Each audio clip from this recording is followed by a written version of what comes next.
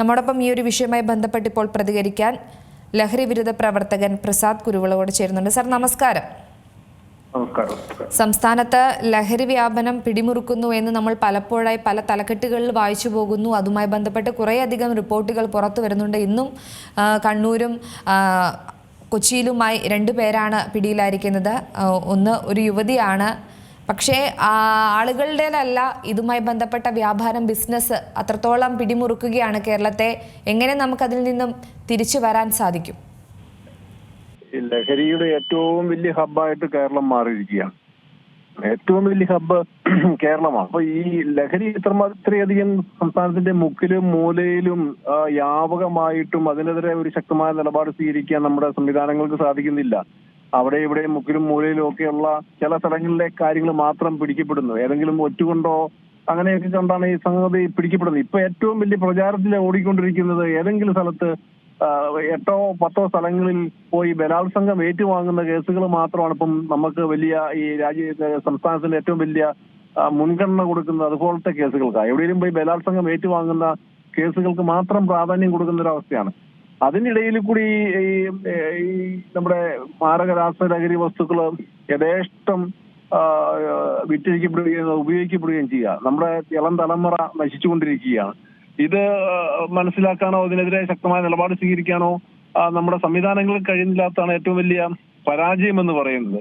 അതുകൊണ്ട് നിശ്ചയമായിട്ടും നടപടികൾ ഉണ്ടാവണം. അത് പൊതുസമൂഹം ഒന്നാകെ ഇതിനെതിരെ പ്രതികരിക്കേണ്ട ഒരു കാലഘട്ടം. ദീപസ്തംഭ മഹാശരി നമുക്ക് കിട്ടുന്ന പണമെന്ന ചിന്തയാണ് മിക്ക ഈ ഇതിന്റെ കച്ചവടക്കാർക്കും ഇതിന്റെ വാഹകർക്കും ഒക്കെ ഉള്ളത്. അതുകൊണ്ട് ഇതിനെതിരെ പ്രതികരിക്കുകയും പ്രവർത്തിക്കുകയും ചെയ്യാനായിട്ടുണ്ട്. നമ്മുടെ എക്സൈസ്, പോലീസ്, ഫോറസ്റ്റ് സംവിധാനങ്ങൾ ഒന്നും കാര്യക്ഷമമായിട്ട് കാര്യങ്ങൾക്കെതിരെ പ്രവർത്തിക്കുന്നില്ല, പ്രതികരിക്കുന്നില്ല എന്ന് നമ്മൾ കാണുന്നുണ്ട്.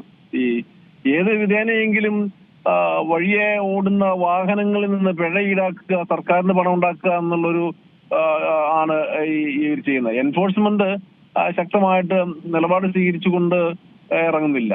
മദ്യപിച്ച് വാഹനം ഓടിക്കുന്നുണ്ടോ എന്ന് ആരും പരിശോധിക്കുന്നില്ല, അത്രയും കാര്യക്ഷമമായിട്ട് പരിശോധിക്കുന്നില്ല. പക്ഷെ സീറ്റ് ബെൽറ്റ് ഉണ്ടോ, ഹെൽമെറ്റ് ഉണ്ടോ എന്നുള്ള പരിശോധന നടക്കുക. അത് സീറ്റ് ബെൽറ്റ് ഇല്ലെങ്കിൽ അല്ലെങ്കിൽ ഹെൽമെറ്റ് ഇല്ലെങ്കിൽ ഈ അപകടം നടന്ന് ആള് കൊല്ലപ്പെടുമെന്നുള്ള ആദ്യം കൊണ്ടൊന്നുമല്ല ഇത് എടുക്കുന്നത്. അവർക്ക് മാസാവസാനം പണം ഉണ്ടാക്കി സർക്കാരിന് കൊടുത്താലേ, പിഴയടപ്പിച്ച് സർക്കാരിന് കൊടുത്താലേ അവർക്ക് ശമ്പളം കിട്ടുള്ളൂ.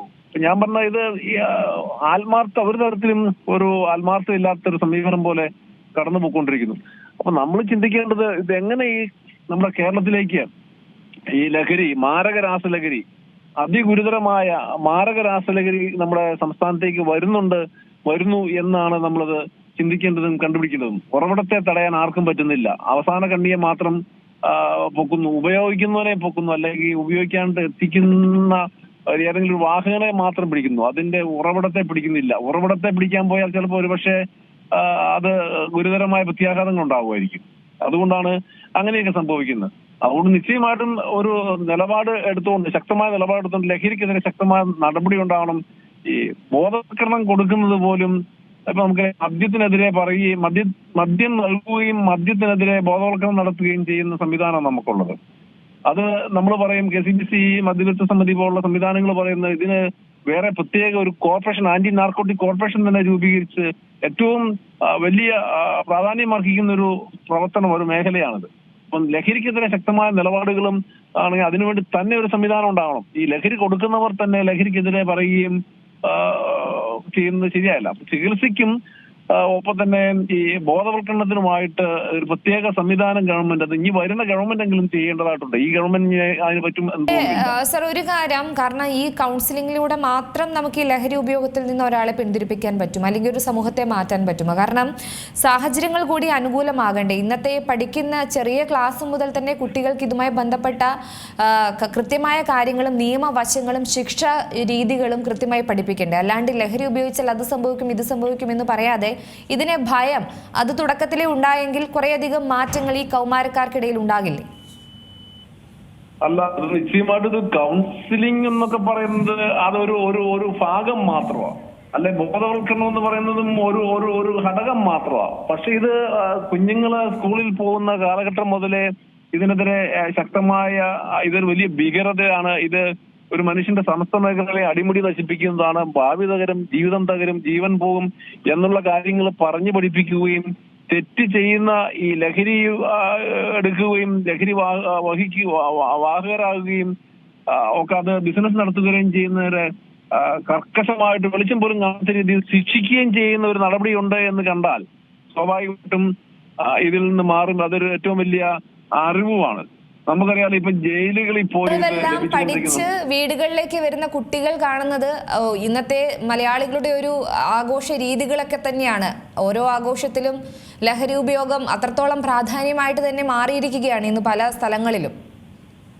ലഹരിക്ക് അമിതമായ മാന്യത നൽകുന്ന ഒരു സംസ്കാരത്തോടെ കണ്ടുപോയിക്കൊണ്ടിരിക്കുക. നമുക്കറിയാം പണ്ടൊക്കെ ഈ കള്ളുഷാപ്പുകളിൽ കയറുന്ന പണ്ടൊക്കെ കള്ളുഷാപ്പുകളുണ്ടായിരുന്നു. കള്ളുഷാപ്പുകളിൽ കയറുന്നതും വഴി കൂടെ പാട്ടും പാടി ഒച്ചയും വെച്ച് നടക്കുന്നത് പോലും ഒരു അപമാനമായിരുന്നു. ഇപ്പൊ ഒരു അഭിമാനം പോലെ എന്തോ ഒരു എന്താ പറയുക, അതൊരു സ്റ്റാറ്റസിന്റെ ഭാഗമായിട്ട് മാറിയിരിക്കുന്നു. ഒരു മോഡിഫിക്കേഷൻ വരുത്തി ആളുകളെ അവിടേക്ക് ഇപ്പോൾ അങ്ങനെ ജെൻഡർ വ്യത്യാസം ഇല്ലാതെ ആർക്കും കയറി ചെല്ലാൻ പറ്റുന്ന ഒരു ഇടമായും പലയിടങ്ങളിലും മാറിയിട്ടുണ്ട്. ഞാൻ പറഞ്ഞ ഇപ്പൊ ജയിലുകളിൽ പോലും ഇത് എത്തിക്കുന്നു, മയക്കുമരുന്ന് എത്തിക്കുന്നു, ഫോൺ എത്തിച്ചു കൊടുക്കുന്നു, ഡ്രോൺ പോലും പണ്ടൊക്കെ എറിഞ്ഞു കൊടുക്കുന്ന കണ്ണൂർ ജയിലിലൊക്കെ എറിഞ്ഞു കൊടുക്കുക ലഹരി മോളിക്കൂടെ, മതിലിന്റെ മോളിക്കൂടെ. ഇപ്പം ഡ്രോൺ മുഖേന കൊടുക്കുന്നു എന്നുള്ള റിപ്പോർട്ടുമുണ്ട്. ഞാൻ പറഞ്ഞത് ഇതൊന്നും ആരും അറിയാത്ത കാര്യങ്ങളൊന്നുമല്ല. ജയിലധികാരികളോ പോലീസോ ഡിപ്പാർട്ട്മെന്റുകളോ എൻഫോഴ്സ്മെന്റോ ഒന്നും അറിയാത്തതൊന്നുമല്ല. അപ്പം ഇത് അറിഞ്ഞുകൊണ്ട് തന്നെ നടക്കുന്ന കാര്യങ്ങളാണ്. അപ്പം അതാണ് നമ്മുടെ ഈ ചങ്ങലയ്ക്കും ഭ്രാന്ത് പിടിച്ചോ എന്നുള്ളൊരു ചോദ്യം ഇവിടെ വരുന്നുണ്ട്. അതുകൊണ്ട് ഈ ചങ്ങലയെ ആണ് ആദ്യം നിയന്ത്രിക്കേണ്ടതും ചങ്ങലയാണ് ആദ്യം ശ്രദ്ധിക്കുന്നതും ചങ്ങലയാണോ പ്രശ്നക്കാരനെന്നും കൂടി ചിന്തിക്കേണ്ട ഒരു അവസ്ഥ ഉണ്ട്. നമ്മുടെ പാവപ്പെട്ട തലമുറ എല്ലാം നിലാവത്ത് അഴിച്ചുവിട്ട കോഴിയപ്പോൾ നടക്കുകയാണ്. നിലാവത്തിൽ അഴിച്ചുവിട്ട കോഴിയപ്പോൾ ലഹരി അടിച്ച് നടക്കുകയല്ലേ. അപ്പം ഒരു പക്ഷേ അവര് സാമ്പത്തിക ലാഭത്തിന് വേണ്ടിയായിരിക്കും ഒരാൾ വാഹകരാകുന്നത് അല്ല ബിസിനസ് നടത്തുന്നത്. അതിനൊക്കെ തക്ക ശിക്ഷ കൊടുക്കാൻ സാധിക്കുന്നില്ല. കയറുന്നവൻ അതുപോലെ തന്നെ ഇറങ്ങുന്നു. അല്ലെ ജയിലിൽ കയറിയാലും ജയിലിൽ സുഖവാസമാണ്, പുറത്തേക്കാനും സുഖമാണ്. പുറത്തിറങ്ങുമ്പം ഇപ്പൊ നമുക്ക് കണ്ടില്ലേ, ഗവൺമെന്റ് 10 ഇരട്ടി ജയിലിലെ തടവുകാർക്ക് കൂലി വർദ്ധിപ്പിച്ചിരിക്കുക. 520 630 ഒക്കെ ആയിട്ട് കൂലി വർദ്ധിപ്പിച്ചിരിക്കുക. അപ്പൊ സ്വാഭാവികമായിട്ടും ജയിലിൽ ഫോൺ ലഭിക്കും, മയക്കുമരുന്ന് ലഭിക്കും, മദ്യം ലഭിക്കും, സമൃദ്ധമായ ഭക്ഷണം ലഭിക്കും. അത് കഴിഞ്ഞ് അവര് ജയിലിലെ ശിക്ഷയെല്ലാം കഴിഞ്ഞ് പുറത്തിറങ്ങുമ്പോഴത്തേക്കും സ്വാഭാവികമായിട്ടും ഒരു 10 വർഷം ജയിൽ ശിക്ഷ അനുഭവിക്കുന്നവൻ പുറത്തു വരുമ്പോഴത്തേക്കും പുറത്തു പോകുമ്പം അവന് വല്ല പെണ്ണിനെയും കെട്ടിക്കാനുണ്ടെങ്കിൽ 20 ലക്ഷം രൂപയെ അവന്റെ കയ്യിലേക്ക് വരുന്നത്. അപ്പൊ സുഖമായിട്ട് പോലീസ് സംരക്ഷണമൊക്കത്ത് ഒന്നും അറിയാതെ. അതുകൊണ്ടാണ് ഈ കുറ്റകൃത്യങ്ങൾ പെരുകുന്നത്. അകത്ത് എന്നാൽ സുഖവാസം, ഒരു സുഖവാസം എന്നുള്ള ചിന്തയും ഒക്കെ ആളുകളിലേക്ക് വരുന്നുണ്ട്. അതുകൊണ്ട് തന്നെ ഇത് കുറ്റകൃത്യങ്ങൾക്ക് ഒരു അറപ്പില്ലാത്തൊരവസ്ഥ വരികയാണ്. അതുകൊണ്ട് അത് നിശ്ചയമായിട്ടും അത് ഗവൺമെന്റും ഭരണ സംവിധാനങ്ങളും ശ്രദ്ധിക്കേണ്ടതായിട്ടുണ്ട്. പുറത്തേക്കാണ് സുഖവാസം. അപ്പൊ ഗൾഫിലും പോകണ്ട, അമേരിക്കയിലും പോകണ്ട. ഈ എന്തെങ്കിലും കുറ്റകൃത്യം ചെയ്തിട്ട് ജയിലിൽ കയറിയാൽ അവന് സുഖവാസം, അവന് ഭക്ഷണം, അവന് ശമ്പളം, ഇതെല്ലാം കിട്ടിക്കൊണ്ടിരിക്കുന്ന ഒരു അവസ്ഥയിലേക്ക് വരിക. അതൊക്കെ ഈ നമ്മുടെ പരാജയങ്ങളാണ്. തീർച്ചയായും വളരെയധികം നന്ദി സാർ ഈ അവസരത്തിൽ പ്രതികരിച്ചത്.